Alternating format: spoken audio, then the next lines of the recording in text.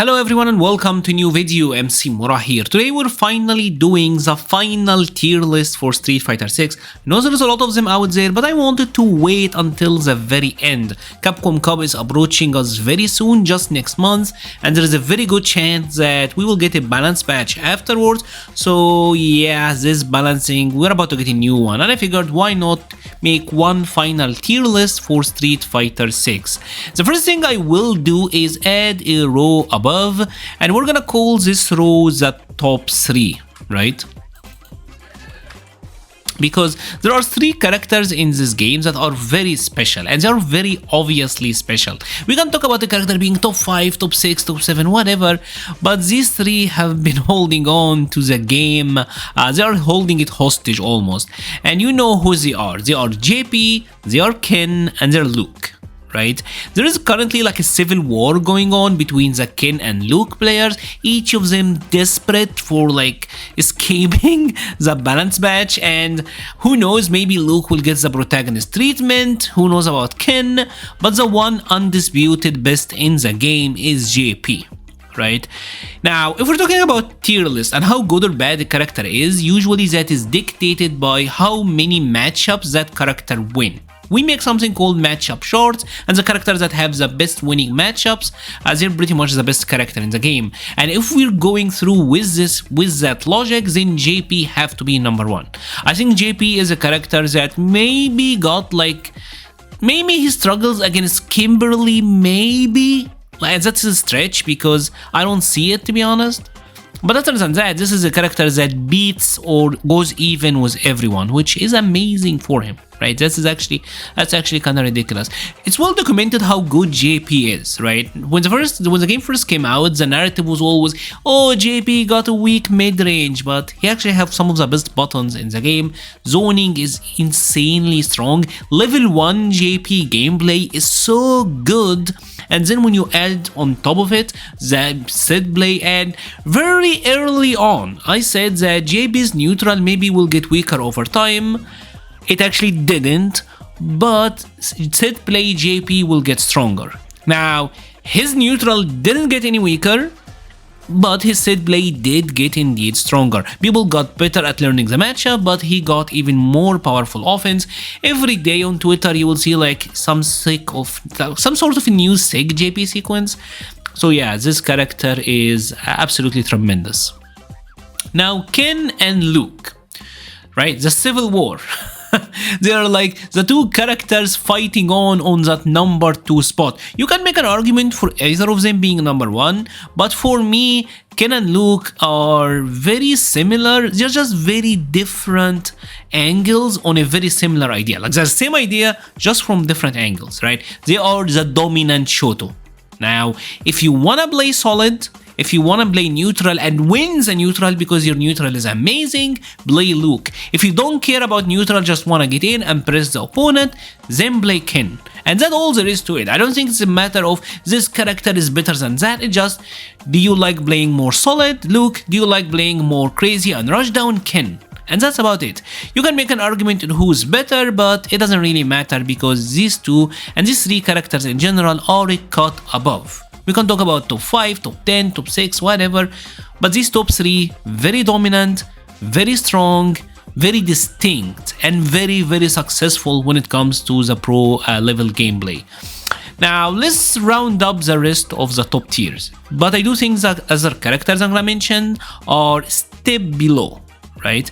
And these characters, in my opinion, are obviously DJ, right? The characters that have been very, very successful.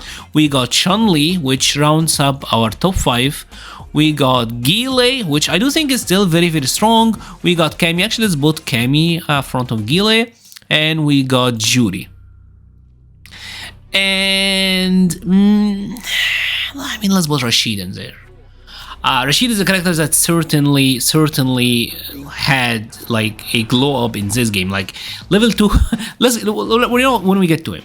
DJ, obviously this is a character that does absurd damage. This is a character that plays the game at a very different speed. DJ plays very fast, and this is a character that deals massive damage. He does have his flaws. I think everyone in here, they got some issues. The characters at the top, they're pretty much perfect, cheap even, right? But these guys, they have some issues here and there. DJ has the issue of many non-cancelable normals. He doesn't really have a low game that much. Like his crouching medium kick is pretty annoying, the sweep, but he doesn't have like crouching medium kick into drive rush. You can kinda walk out of some of his pressure. DJ also can have like some hard time anti-airing.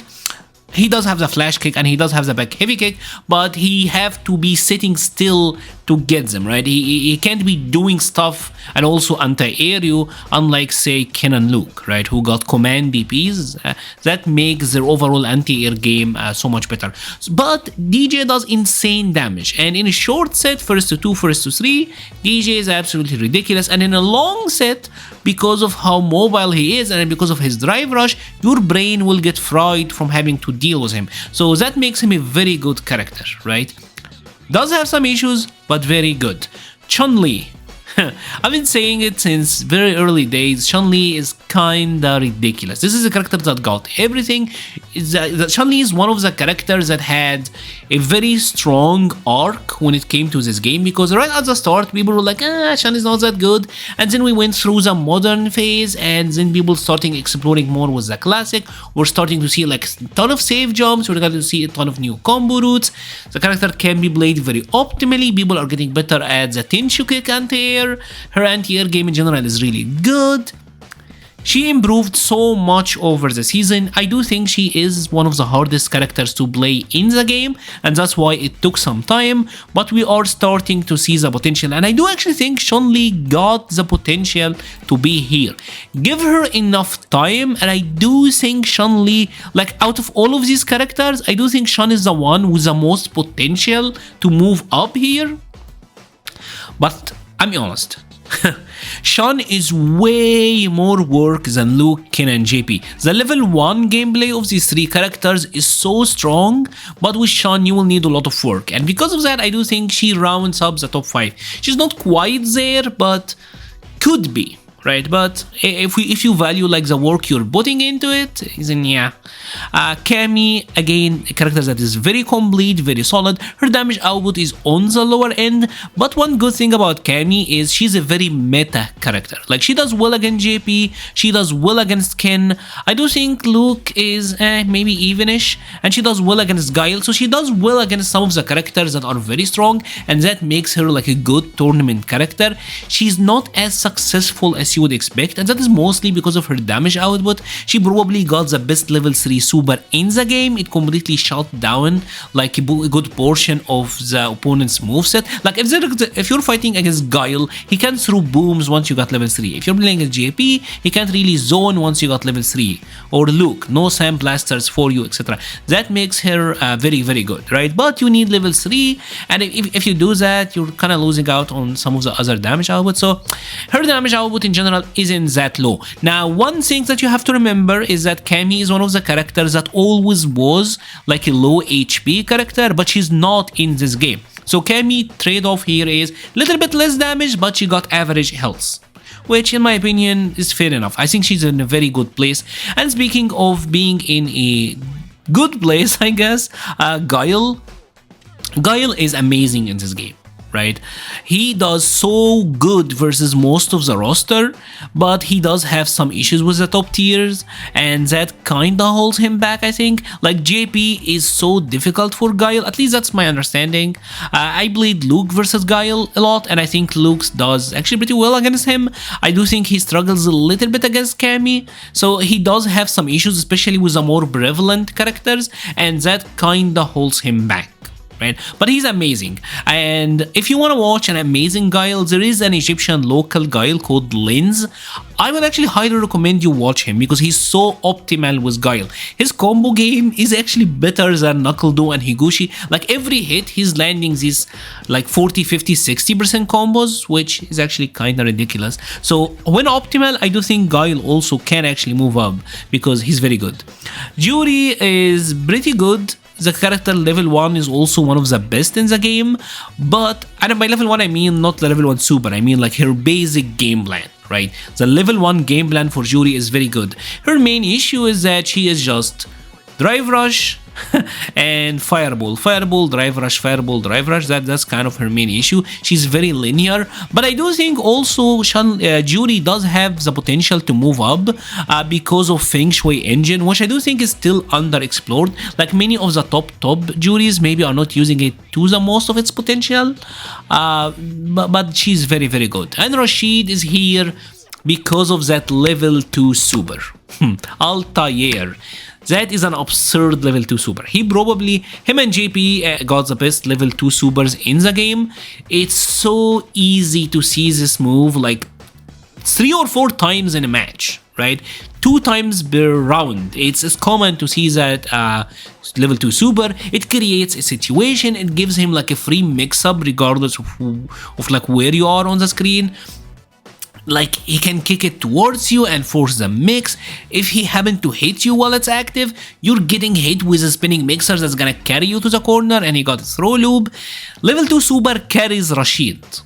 Like this is a character that's actually pretty decent, but when you add up that level 2 super, it carries him into the very competitive status. Now he does have some issues with kind of stubby normals, not the best, and his anti-airs are kind of so he does have some issues with that, but level 2 super carries Rashid so hard. Like when was the last time you saw level 3 super by Rashid? Probably never, because you're constantly using that level 2.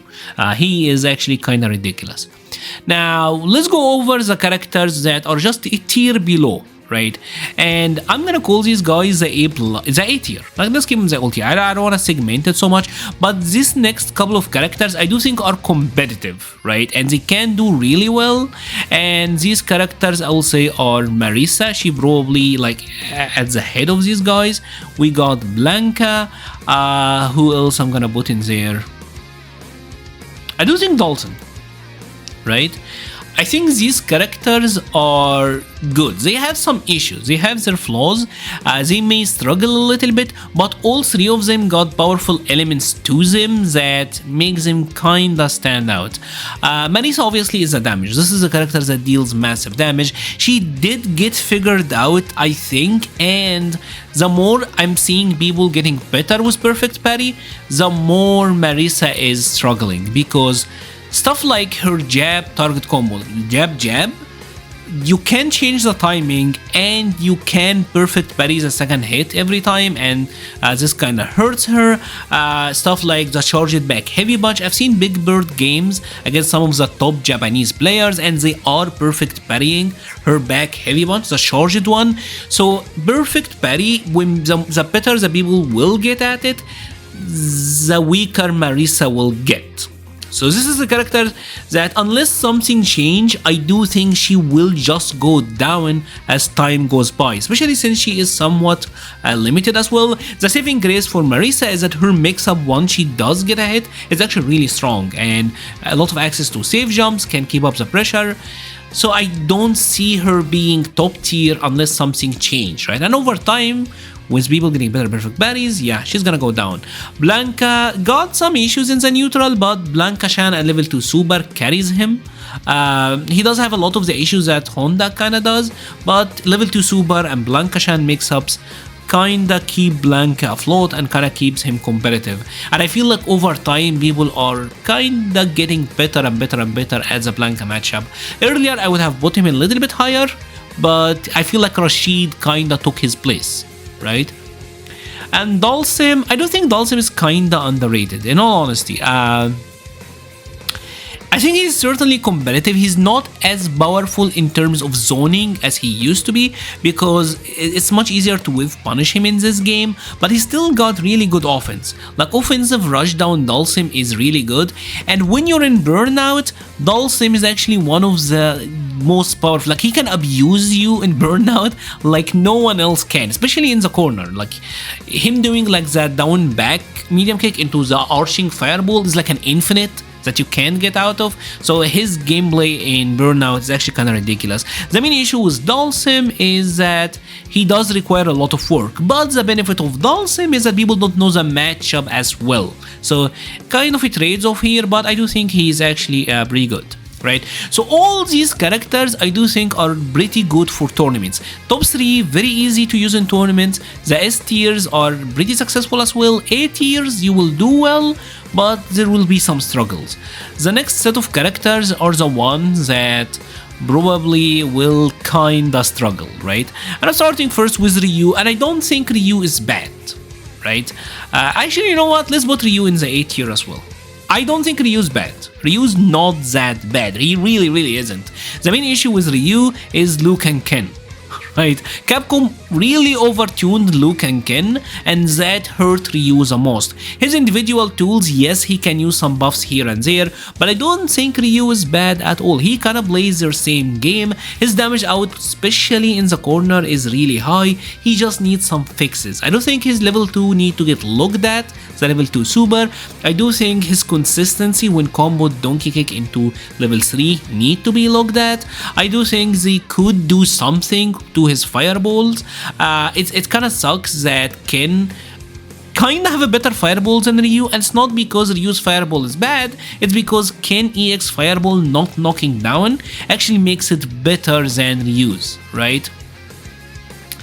So I think he's alright. I honestly think he's alright. I think if they normalize the game a little bit and nerf some of the craziness of the top tiers, Ryu would be in a pretty good place, right? So I don't want to put Ryu with the characters that struggle super hard, because I do think he can play Street Fighter 6, right? In the B tier, we got Manon. And Manon is like my new main. This is the character I play right now. I'm playing her and DJ. These are the two characters I play.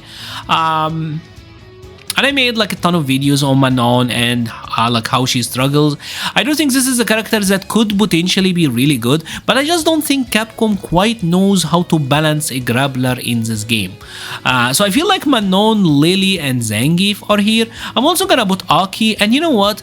I'm gonna put Aki before Manon, because I do think Aki actually is better. Aki is, just like Rashid, a character that took some time to get figured out. And I feel like over time, people actually did figure out how to play Aki. Aki is a character that wanna rush down, that wanna be offensive, that wanna set play you. She's one of the characters with looping set play.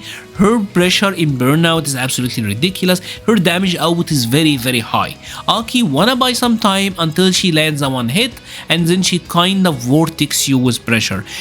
Early on, I feel like people were under the impression that she's a zoning character, which is not really the case. And her fireball, although it is slow, like you will see people, you can't zone with Aki. Her fireball is 52 frame startup, which is true, but she can cancel it into the EX slide. So you're never guaranteed a punish on Aki, and she can bait you with it. I feel like she is one of the characters, just like Chun-Li and Rashid, that took some time to figure out. And once people have figured her out, I don't think she's that bad. Like, seeing what Broski is doing, and there is like a guy called Hikaru, I believe, like a Japanese Aki. Both of them are amazing and are actually putting out results. Broski have consistently put out results with Aki. He's an amazing player, but if the character was non-functional, he wouldn't been able to do any of that. So I feel like this is a character that was a little bit misunderstood, and she does have some strengths that maybe we're not seeing right now, right? Manon, let's actually put Honda in this as well. You know what? I'm gonna finalize the tier list.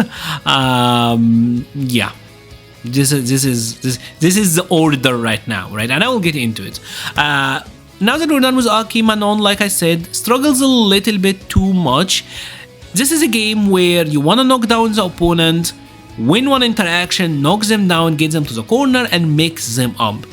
The issue with Manon is that she consistently have to win the neutral, and her buttons are amazing, but I feel like she's not snowbally enough, right? Like, what makes Zangief somewhat work is that with Zangief, you only need like a heavy SPD. Like, if you got a punish counter EX SPD, a jab, and a critical art with Zangief, you won the round.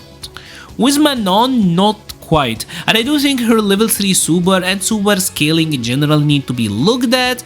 I do think some of her tools need to be adjusted a little bit. I've made like an entire video on how Capcom should buff Manon, so unfortunately a little bit of a struggle. Honda is a character that's totally figured out at the moment, and unfortunately one thing I'm hearing a lot about from Honda players is that he's not as fun as a Street Fighter V version, and that is mostly because of how he functions. Like, this is a character that got like, let's talk about headbutt, right? Your opponent is jumping, headbutt anti-airs. You wanna poke in the neutral, you headbutt. You wanna go through fireball, you EX headbutt. You wanna do anything combo, you use headbutt. Like, his moves are so simple and do so much, and that makes him such a one-dimensional character. If he had more to him, like Blanca was a level 2 super and the Blanca-chan, I think this could help him a lot. There is a good base with Honda. Like, Honda is like a pasta, but with no sauce at the top, right? So he's very dry, very figured out, and he's like a perfect parry simulator, right? If you're good against perfect parry, if you're good with perfect parry, Honda is not as good of a threat. Zangief, I do think is better than people give him credit for. By the way, this tier list is not in order, right? I think only the top 3 I will say are in order, and maybe like the top 5, but the rest of it is not really that much, especially once we get to the APC tiers. They're all pretty much at the same level. I'm just like, you know what, let's actually make it, right? So this is top 3. We're gonna call these guys likely to do well in tournaments, right?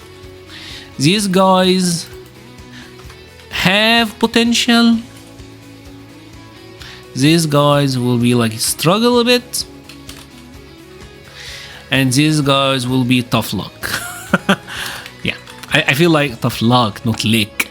I feel like this is a much better naming, right? Actually, let's go. Just keep it struggle, not struggle a bit, because these characters do struggle. Struggle, but can make it on a good day. Struggle, but can make it in a good day. Have potential, tough luck. And let's remove the final tier. Let's delete row. And this is, you know what? Let's gonna call it good luck. Good luck with the next patch. Yeah, that's good. That's a good way to call him. Yeah, Zangief, he does a lot of damage, and in a short set he can work out, and I do think Zangief does have some strengths. Like, this is a character that can absolutely tilt you. He is a matchup that you have to know how to deal with. His defense is really bad, but on hard read he can do so much. So when you got a player like Snake Eyes or Itazan or like Kishibamu, people who are really good at reading opponents, they can do work with him. But he is a struggle. Like, he is a struggle, especially with the top tier characters. Kimberly can on a good day work as well. I feel like the main issue with Kimberly is that her damage output is so low, right? The fact that she needs level 3 super to have like damage as the rest of the game, that's kind of ridiculous, to be honest, especially since her neutral isn't very dominant. She does have standing medium kick, which is one of the best buttons in the game, and on defense she struggles a bit. But like, she does have some offense, and her corner carry on her combos are pretty good. So I do think she got some tools. Maybe if you're lucky on a good day, you will make it with her. Lily and Jamie, I feel like it's so hard for them, and for different reasons, right? Lily is one-dimensional, and she just does like one thing, and she's okay at that one thing, but she's so bad at everything else. Like, her defense is really weak. Her neutral in general, I think, is on the weaker end. She kinda, just like Manon, is a character that have to consistently win the neutral and doesn't have like the heavy bunch or EX SPD damage that can kind of force another situation and kind of get in again. Yeah. And her jab, like, she's a character that always is mixing up between like jab conversions or command grabs, and her jab conversions are pitiful. EX Condor Spire is like the entire game for her, but that can always get drive reversal and she get knocked back, so yeah, a struggle. And Jamie, I think results speaks for themselves. Like I talked about Manon and how she's a character that always have to return to the neutral. Jamie, I do think his neutral is not that bad. He struggles a little bit against fireball zoning, but yeah, the fact that he always have to give up like damage and Oki to drink up, and then he will have to like get in again, and you may never get in the second time. That's hard. That's really hard, especially when you got a character like Ken who does insane damage, gets like to confirm anything into corner carry, and like one hit he knocks you down and wins. Jamie have to do so much more work. Like I'm always surprised at how many interactions Jamie have to get right to win a round. He probably have to do that more than anyone in the entire roster. Yes, level 4 Jamie is very good, but yeah, it's way too hard for him to get there, man, and he have to give up so many chances to do it. I think what Capcom needs to do, to be honest, and I don't think that would break him, just make him plus after he does like the Rekka drink ender, at least in the corner. Now you have to use the EX Rekka and end it with the drink to be +1. If you don't, he's negative. So yeah, I don't think that would break him, to be honest. We had characters like previously in Street Fighter 5, G was able to level up and maintain Oki, so I think it's fine. I think honestly it's fine. I don't think that's gonna make him broken. And that's about it for this tier list. Please let me know your thoughts. Do you agree with me, or do you not? Do you think I'm too optimistic? Do you think Ryu is too high? Because I feel like this is something that people may comment on, but I do genuinely think that Ryu is better than these characters at the bottom. I would love to hear your thoughts about it all in the comment section. If you have enjoyed this video, please leave a like or a comment. It helps the channel so much. We'll be leaving a link to the Patreon, Discord, Twitter, and Twitch pages in the description. Thank you so much for watching, and stay safe.